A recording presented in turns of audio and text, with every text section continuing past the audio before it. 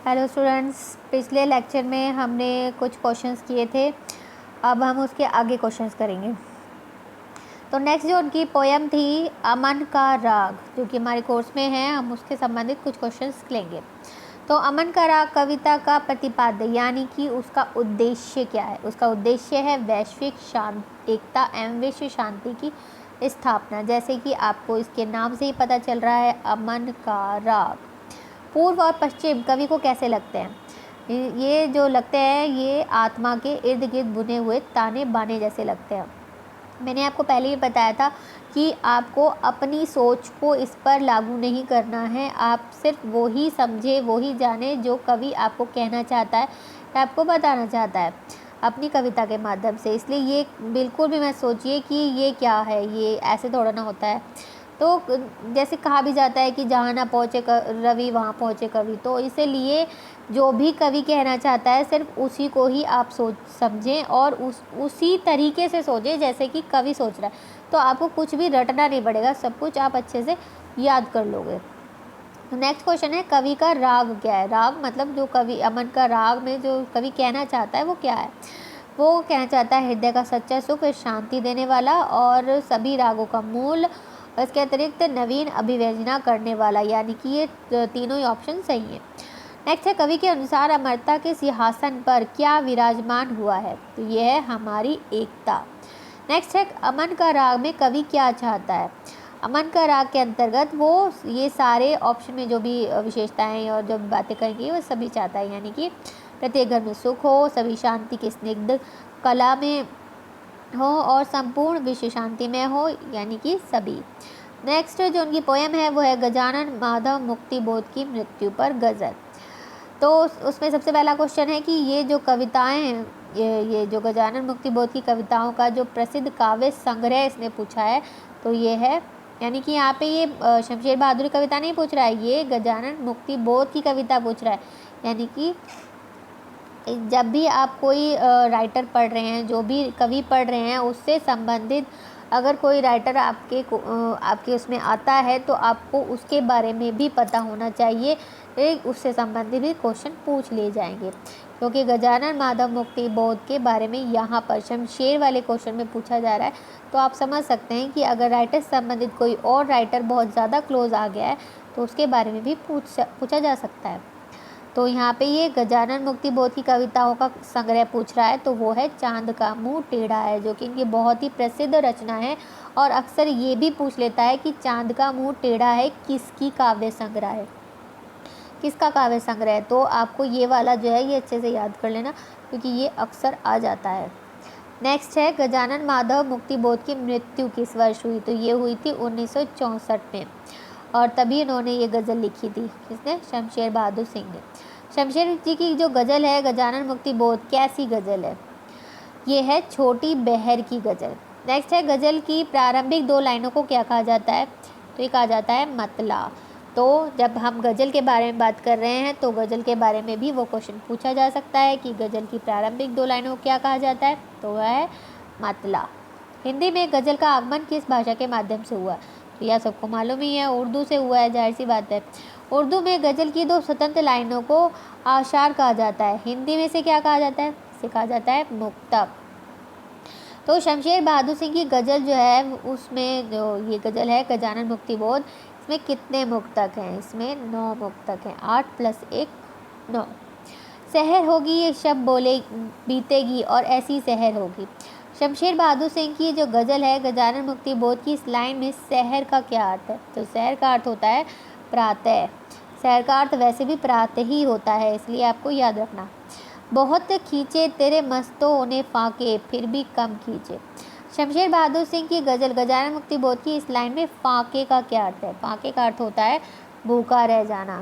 कहता है ना उसने फाकों पे ही जिंदा है, तो वो कह रहा है भूखा रह जाना।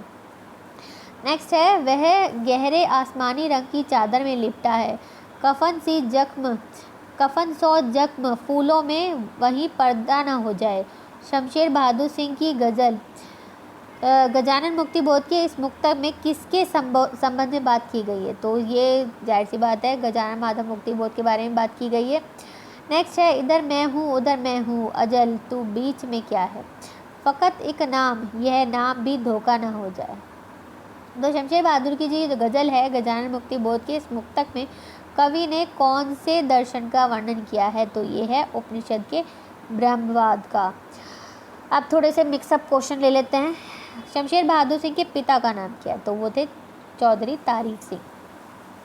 नेक्स्ट है, प्रगतिशील आंदोलन में शमशेर कब शामिल हुए? तो ये शामिल हुए थे 1936 ईस्वी में। किस पत्रिका के संपादन में शमशेर बहादुर सिंह ने सहयोग दिया था? सभी में, कहानी में भी, नया साहित्य, माया, इन सभी में।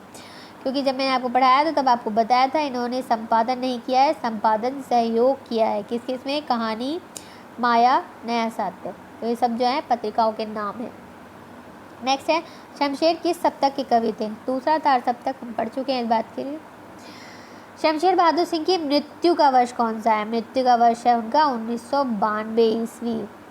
तो नेक्स्ट है, 1977 में शमशेर बहादुर सिंह को पुरस्कार कौन सा मिला? तो उन्हें मिला था साहित्य अकादमी पुरस्कार। निम्नलिखित में से कौन सी रचना शमशेर बहादुर की है? तो इनकी जो रचना है वो है टीली शाम, जो कि हमारे कोर्स में भी है।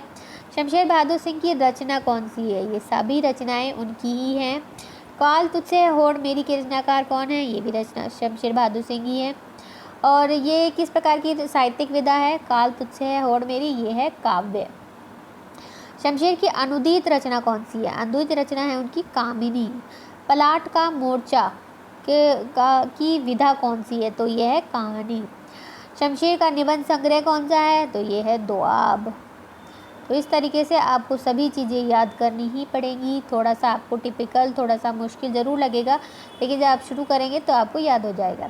शमशेर बहादुर का अंतिम काव्य संग्रह कौन सा है? तो वो है काल तुझसे है होड़ मेरी। लाल झंडे पर रोटियां टांगे हुए मजदूरों के जुलूस का वर्णन किस में किया गया है? तो वो है यह शाम है, यह शाम है में। तो एकता का अमर वर एकता स्वर इस कविता की किस कविता की पंक्ति है? ये है बात बोलेगी। ये पूरा पश्चिम मेरी आत्मा के ताने बाने, इसी से संबंधित हमने अभी एक क्वेश्चन पढ़ा भी था। तो ये है अमन का राग से। शमशेर की प्रकृति वर्णन से संबंधित कविता कौन सी है? तो ये है उषा। अमन का राग कविता में कवि ने किसको अपने दिल के जगमत पावर हाउस का कुशल ऑपरेटर कहा है? तो ये है, मतलब किस से वो ज़्यादा प्रभावित थे? तो वो थे टैगोर, तुलसी, गालिब, तीनों कोई। शमशेर बहादुर ने कला प्रशिक्षण कहाँ से लिया था? उन्होंने कला प्रशिक्षण लिया था उकील बंधुओं से। जब मैंने ये डिटेल में पढ़ाया था तब शायद आपने गौर ना किया हो, लेकिन अब जब क्वेश्चन फ्रेम में आ गया तो आपको ये अच्छे से याद हो जाएगा। कौन सा उपमान शमशेर का है? मीठी चुस्की सी बातें, हल्की मोती का सा दिन, और या अटका हुआ आंसू, संध्या तारक सा, ये सभी। तो ये सारे ही उपमान शमशेर के ही हैं। जन का बिंब विधान एकदम जकड़ा हुआ, रेडीमेड नहीं है, वह है सामाजिक के आस्वादन को पूरी छूट देता है। ये कथन किसका है? ये है हिंदी साहित्य कोश का। और किसके बारे में है? शमशेर। अक्सर ये बात भी पूछ सकता है कि जब ये लाइन दे दी जाए तो ये भी पूछ सकता है कि किसने कही है, मतलब किससे संबंधित और किसके बारे में कही गई है।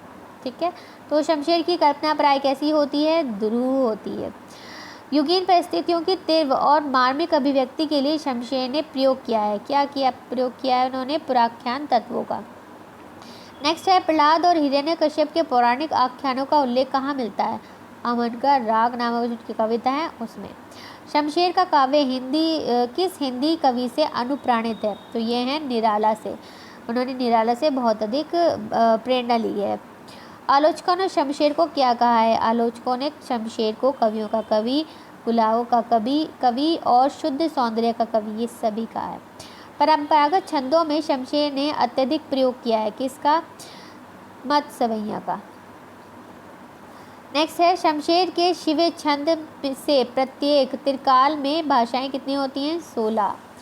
शमशेर की कविता को बोलचाल की लय का गद्य कहा जाता है। किसने कहा है ये कहा है नामवर सिंह ने।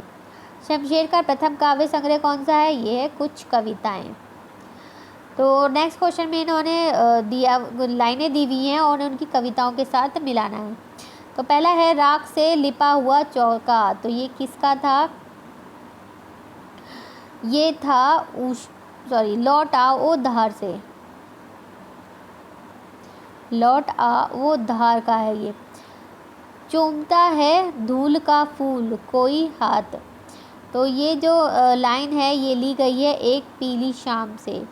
अब गिरा वह अटका हुआ आंसू, तो ये जो लिया गया है ये भी अमन का राग से लिया गया है। और मैं निराला के राग का एक आंसू, ये लिया है उषा से। नेक्स्ट है लौट आ ओ धार, कविता में नदी की धार प्रतीत होती है, जीवन मूल्यों की धारा प्रतीक होती है। मतलब जीवन मूल्यों का को प्रतीक के रूप में इन्होंने नदी लिया है। फूल की पंखुड़ी किसका प्रतीक है? वो है स्नेह, संवेदना की, दया करुणा की और सहानुभूति की। नेक्स्ट है लौट आओ धार में फूल किसका प्रतीक है? सुकोमल भावनाओं से युक्त व्यक्ति का। एक पीली शाम रचना का प्रकाशन वर्ष कौन सा है? ये है 1956। और सब एक साथ 2.5 अरब धड़कनों में बज उठे हैं, में 2.5 अरब है क्या है? विश्व की जनसंख्या। अमन का राग में बीटाफेन क्या है? तो ये बीटाफेन जो है वो जर्मनी के संगीतकार हैं। शमशेर बहादुर सिंह ने अमन का राग में शेक्सपियर की तुलना किससे की है? तो वो की है कालिदास से। और लिबर्टी स्टैचू का संबंध किससे है? अमेरिका से। लिबर्टी स्टैचू का क्वेश्चन यहाँ इसलिए आया है क्योंकि आपकी जो पोएम है अमन का राग उसमें इन्होंने इस बात का जिक्र किया है, इसलिए इस संबंध में क्वेश्चन आया। आज मैंने गोरकी को होरी के आंगन में देखा, इन पंक्ति के अनुसार होरी कौन है? होरी है शोषित पीड़ित मजदूर किसानों का प्रतिनिधि। ठीक है, तो आज के लिए इतना ही। Thank you.